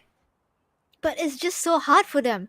They have chamber, they have killjoy, they even have the viper wall up for retakes or the defense to be able to cut off any vision from the attacker side.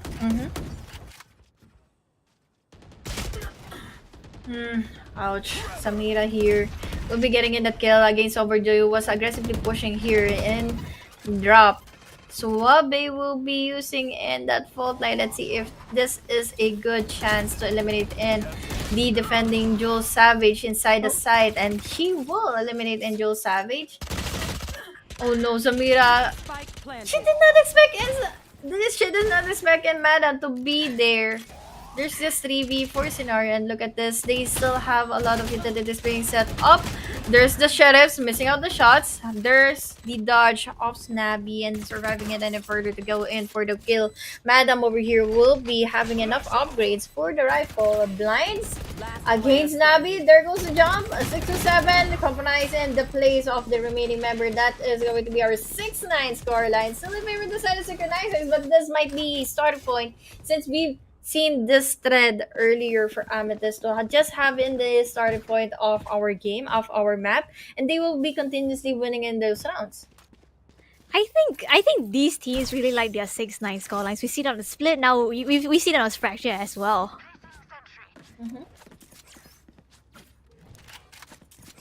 But it is gonna be the first buy round for both teams this round, That's a good spot. as most of the players do have rifles and full shields right here.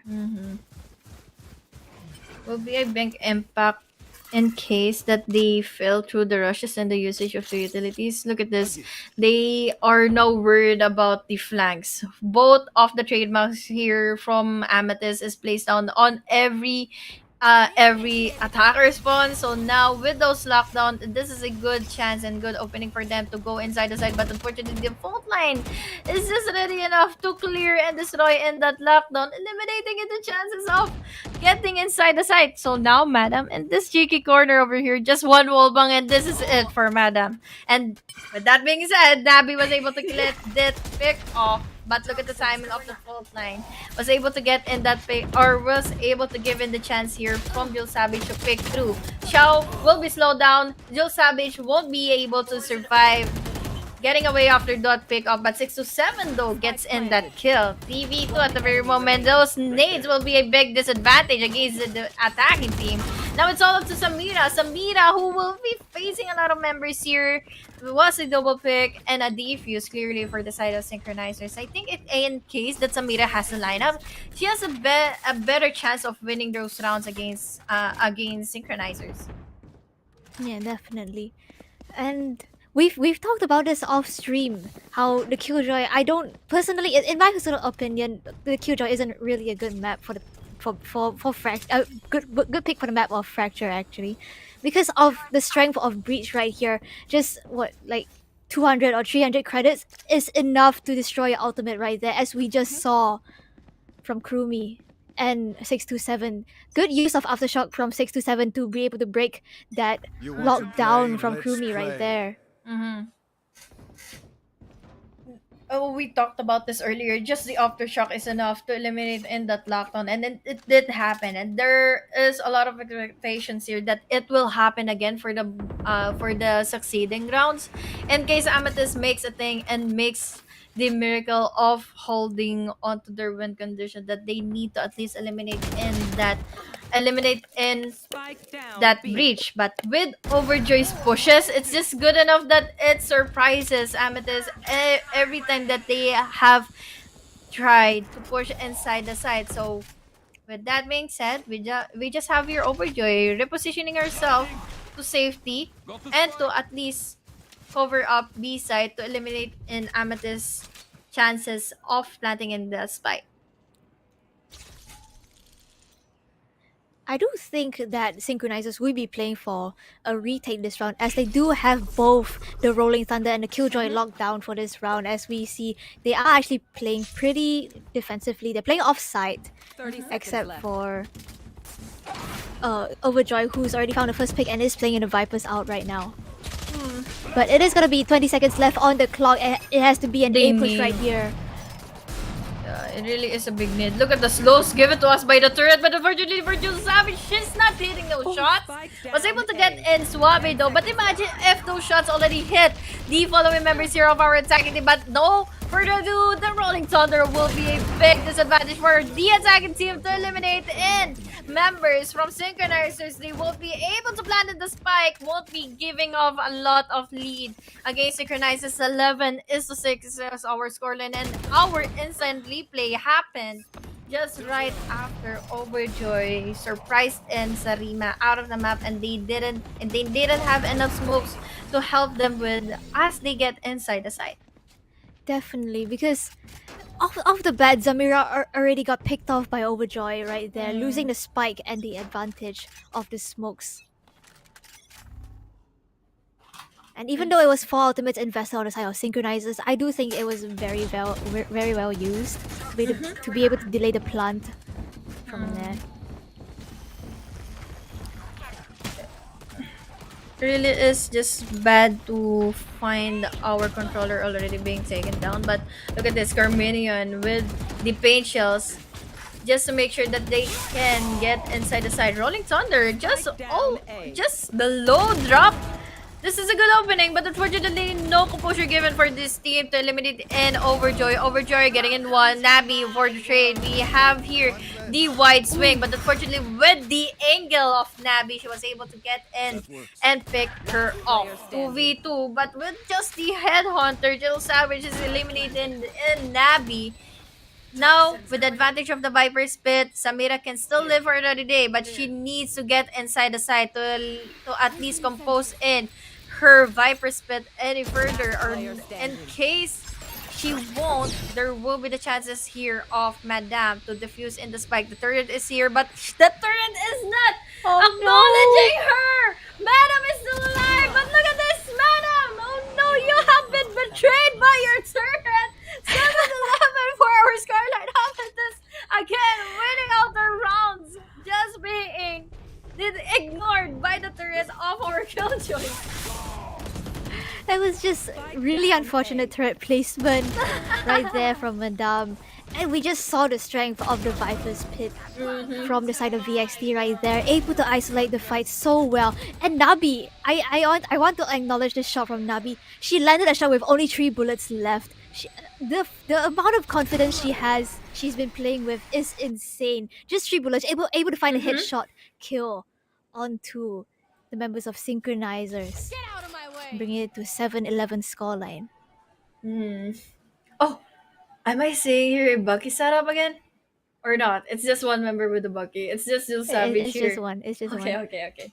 I thought it was the time for Amethyst to use in those buckets, or it might be the revenge of Synchronizers to use in buckets against Amethyst. But look at this, they haven't placed in those trademarks here. Jill Savage just wanted You know what to this have reminds me of? This reminds me of Laz from Zeta Division, how he plays here with the shorty. Oh yeah. Oh my god, Jill Savage! Again with the 2K off the right click of the bucket. Clean. Spike down B. Look at this. It's not just the duels. It's just Joe Savage using Interactors of the Bucky, and they have eliminated N3. And one member has fallen from the paint shells here from just the race, and now it's all up to the remaining two. They still have enough utilities by that. 30 seconds left. At the very least, I can say that they cannot get inside the site without any blinds and without any smoke. So they need to be careful of every angle and every corner that they are lingering on, especially that they just gave the sound cue here waiting into a B side. 10 seconds left. Oof. Oh, they did it to throw.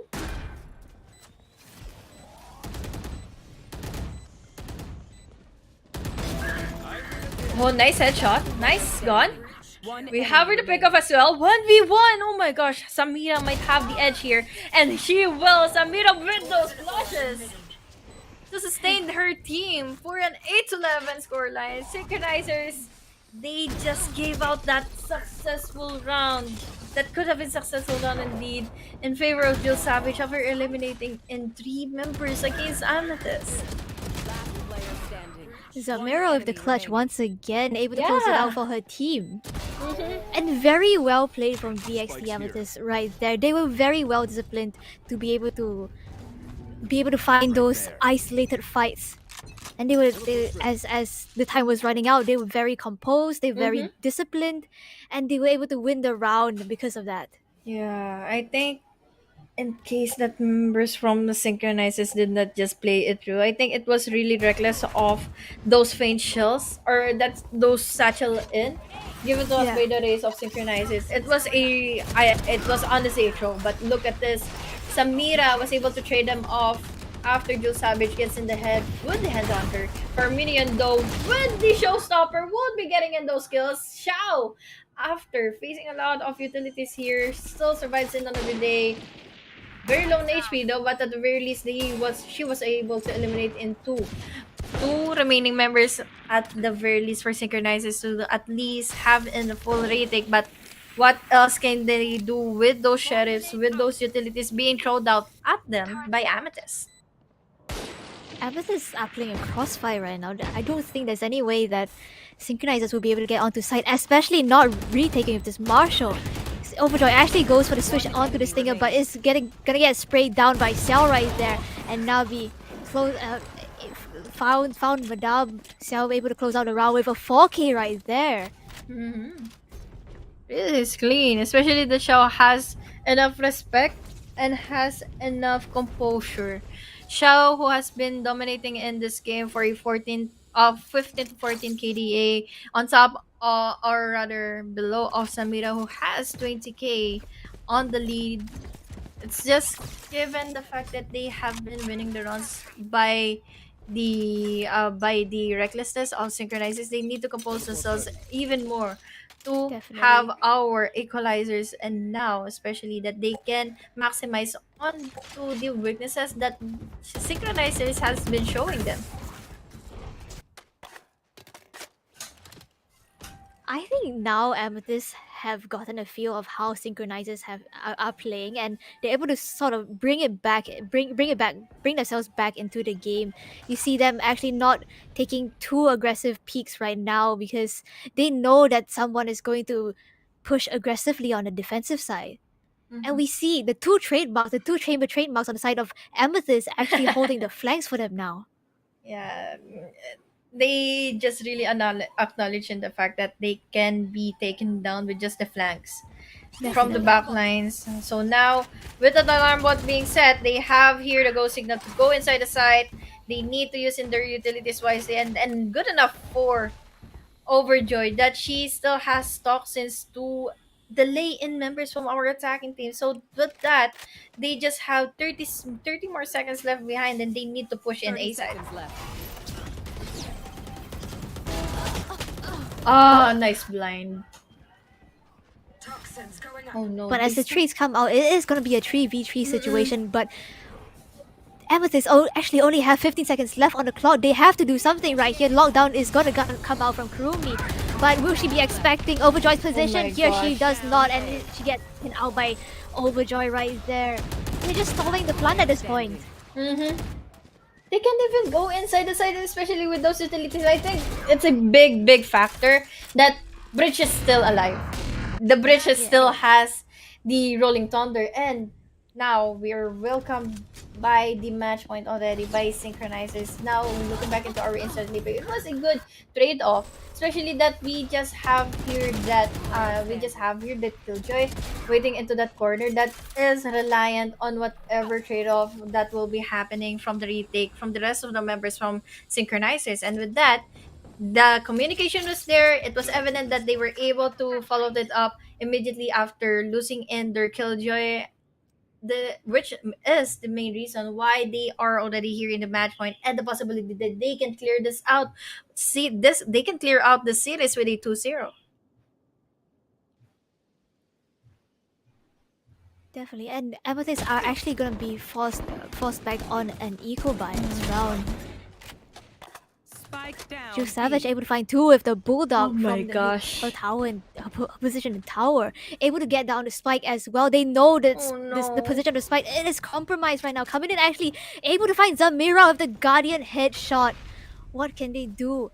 Amethyst have to pick this up in a 2v5 situation, or else it would be game point for Synchronizers here. 6 or 7. I really just hate the breach in case that I I have the bridge as my enemy. It's all up to Shaw, but Shaw will be missing out the shots, especially that Overjoy just crouched 2-0. All in favor of the side of Synchronizers. Tell me, Gremmy, what just happened over here with those weaknesses that Amethyst has given to Synchronizers? This is just the power of Breach on this map. The stalling power from the Yeah. flashes, the stun, the rolling thunder, the aftershock, everything. He's just so strong on this map with all the it's such a large map and Mm-hmm. with really close corners as well. That's why Breach is so strong on this map.